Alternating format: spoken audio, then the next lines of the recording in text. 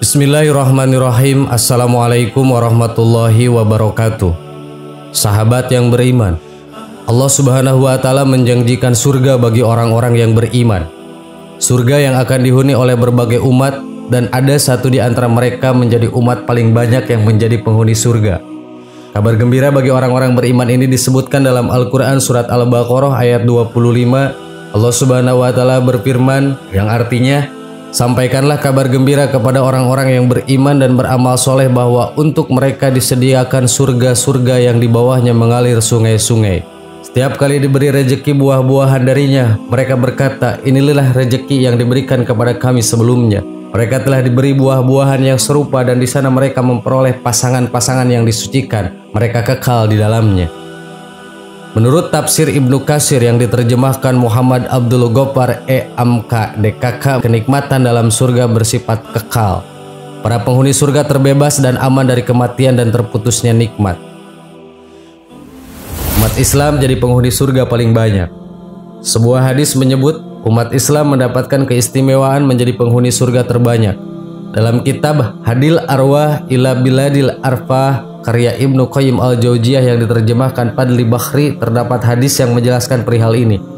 Diriwayatkan dari Abdullah bin Mas'ud radhiyallahu an, ia berkata Rasulullah bersabda yang artinya, apakah kalian tidak ridho kalau kalian menjadi seperempat penghuni surga?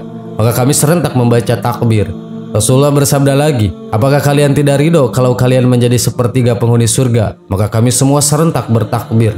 Rasulullah bersabda lagi, sesungguhnya saya berharap bahwa kalian menjadi setengah dari penghuni surga, dan yang demikian akan bau beritahukan kepada kalian apa yang dimiliki orang-orang Islam dibandingkan dengan apa yang ada pada orang-orang kafir, tak ubahnya seperti sehelai rambut putih pada sapi hitam atau seperti sehelai rambut hitam pada sapi putih. Hadis riwayat Bukhari dan Muslim. Ibnu Qayyim dalam kitabnya yang lain Jadul Ma'ad yang diterjemahkan Saifuddin Juhri juga memaparkan hadis yang menggambarkan perbandingan umat Islam dengan umat lainnya.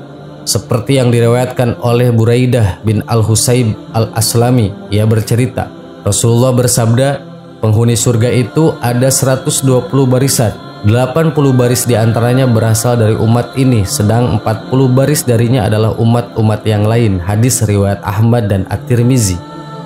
Ali Muhammad Salabi dalam kitab Al-Wasiyah fi Qur'anil Karim terjemahan Samsun Rahman menjelaskan alasan mengapa umat Islam menjadi penghuni surga terbanyak. Disebut umat Islam paling banyak menerima seruan para rasul, hingga rasul menjadi rasul dengan pengikut terbanyak. Maka umat ini memiliki kelebihan sebagian umat terbanyak masuk surga bila dibanding dengan umat sebelumnya. Hal ini menunjukkan dengan sangat jelas atas keutamaan dan kebaikan umat Islam. Umat Islam yang paling awal masuk surga. Merujuk sumber yang sama, disebut juga umat Islam akan pertama kali masuk surga walaupun mereka datang lebih akhir dari umat lainnya. Ini adalah pemuliaan Allah dan penghormatan atas kaum muslimin. Rasulullah bersabda mengenai hal ini, kami adalah yang terakhir dan terawal pada hari kiamat. Kami umat yang paling awal masuk surga. Hadis riwayat Muslim. Ibnu Hajar mengatakan, kami datang paling akhir dalam hal waktu, namun paling awal dalam hal posisi. Menurutnya, umat Islam hadir belakangan di dunia tetapi akan masuk surga lebih awal di akhirat. Mereka akan menjadi yang pertama dikumpulkan di padang mahsyar, yang pertama dihisab, diselesaikan perkara di antara mereka dan masuk surga pertama kali. 70.000 umat Islam akan masuk surga tanpa hisab. Selain jadi yang paling banyak dan paling awal masuk surga, umat Islam juga diberikan keistimewaan berupa masuk surga Allah tanpa hisab. Disebutkan dalam Rihlah ila Adar al-Akhirah karya Syekh Muhammad Al-Misri, terjemahan Gilmanul Wasat DKK, keistimewaan ini diberikan kepada 7.000 orang muslim. Sebagaimana sabda Rasulullah yang berbunyi, Tuhanku berjanji padaku akan memasukkan umatku 70.000 tanpa hisab dan azab. Setiap 1.000 ada 70.000 orang. Hadis riwayat Ahmad. Kemudian diterangkan dalam hadis lain, disebutkan mereka akan memasuki surga dengan wajah bercahaya bagai purnama. Rasulullah bersabda, umatku masuk surga 70.000 orang, saling bergantungan, saling memegang tangan. Yang pertama tidak akan masuk surga sampai terakhir masuk. Wajah mereka bagaikan bulan purnama. Hadis riwayat Ahmad. Sahabat yang beriman, itulah orang yang akan menghuni surga Allah kelak di yaumil akhir. Semoga kita semua termasuk orang-orang yang diridhoi Allah untuk masuk surganya Allah. Amin ya Allah ya Rabbal Alamin. Allahu a'lam. Wassalamualaikum warahmatullahi wabarakatuh.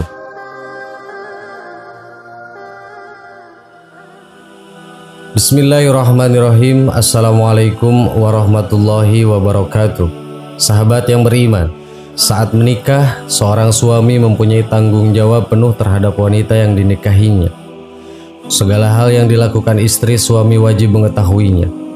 Terdapat firman Allah yang menjelaskan tentang dosa istri yang ditanggung suami, bahwa seseorang yang berdosa tidak akan memikul dosa orang lain dan manusia hanya memperoleh apa yang sudah ia usahakan. Quran Surat An-Nazm ayat 38 dan 39. Ayat tersebut menjelaskan bahwa seseorang tidak akan dihukum karena dosa orang lain dan dosa seseorang tidak dipikul oleh orang lain.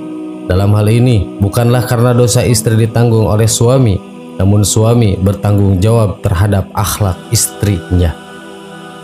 Mengutip buku Kiat-Kiat Menjadi Suami Penyejuk Hati Istri oleh Khalifi alias Bahar, seorang suami wajib mendidik istrinya menjadi wanita yang taat pada aturan Allah. Misalnya, tidak membiarkan istrinya bermaksiat dan menampakkan aurat di tempat umum. Jadi penjelasan dosa istri yang ditanggung suami adalah ketika ia lalai mengingatkan istri dalam menjalankan perintah Allah, tidak mendidik istri dengan benar dalam hal agama, dan tidak mengingatkan istri untuk menjauhi larangan Allah. Kewajiban suami sebagai kepada keluarga. Terangkum buku Hak-Hak dan Kewajiban Suami Istri oleh Syekh Nawawi Al-Bantani. Berikut kewajiban seorang suami terhadap istrinya. 1. Membayar mahar. Mahar adalah harta yang harus diberikan oleh calon suami kepada calon istri ketika menikah. Mahar tidak harus dibayarkan secara tunai saat akan nikah, tetapi bisa ditunda atau dengan cara dicicil. 2. Memperlakukan istri dengan baik. Kewajiban suami yaitu wajib memperlakukan istrinya dengan baik. Karenanya tidaklah pantas apabila seorang suami berperilaku kasar, terlebih apabila istri telah menunaikan kewajibannya. 3. Memberikan cinta dan kasih sayang.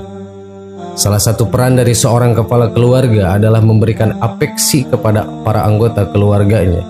Oleh sebab itu suami juga dituntut untuk menunjukkan kasih sayang kepada istri dan anaknya seperti memperlakukan mereka dengan lembut. Disebutkan dalam sebuah hadis, Rasulullah Shallallahu Alaihi Wasallam bersabda, sesungguhnya bagian dari keimanan yang paling sempurna dari seorang mukmin adalah akhlaknya dan bersikap paling lembut kepada keluarganya. Hadis riwayat At-Tirmidzi dan Hakim. 4. Memberi nafkah. Hendaknya suami menyediakan tempat tinggal untuk istri dan anak-anaknya sehingga mereka merasa aman dan tentram. Suami juga perlu melengkapi kediaman sesuai kemampuannya. Suami juga memberikan nafkah berupa pakaian dan makanan bagi istri dan anaknya, serta kebutuhan lainnya. Bersandar pada hadis Rasulullah yang berbunyi, ketahuilah adapun hak-hak istri, yaitu hendaknya kalian memberikan kebaikan kepada mereka perihal pakaian dan makanan. Hadis riwayat At-Tirmidzi. 5. Memaafkan istri. Manusia tidak luput dari kesalahan, begitu pula seorang istri. Ketika istri telah meminta maaf dan mematuhi suaminya seperti yang diharapkan, hendaknya para suami menganggap kesalahan yang diperbuat tidak pernah terjadi. Sebab at-taib minan danbi kamala dan bulahu. Artinya, orang yang telah bertaubat dari satu dosa seperti orang yang tidak pernah melakukan dosa itu. Tips membangun fondasi keluarga yang harmonis. 1. Komunikasi yang terbuka. Membangun komunikasi yang terbuka dan efektif dengan istri merupakan kunci utama dalam menyelesaikan berbagai permasalahan dan membangun rasa saling percaya. 2. Saling menghormati dan menghargai. Saling menghormati dan menghargai perbedaan merupakan fondasi penting dalam membangun hubungan yang harmonis. 3. Kerjasama dan saling membantu. Suami dan istri merupakan partner yang harus saling membantu dalam mengurus rumah tangga dan menyelesaikan berbagai tugas bersama. 4. Menjaga kepercayaan. Kepercayaan merupakan elemen vital dalam membangun hubungan yang langgeng. Suami harus menjaga komitmennya dan menjadi sosok yang dapat diandalkan oleh sang istri. Semoga bermanfaat. Wassalamualaikum warahmatullahi wabarakatuh.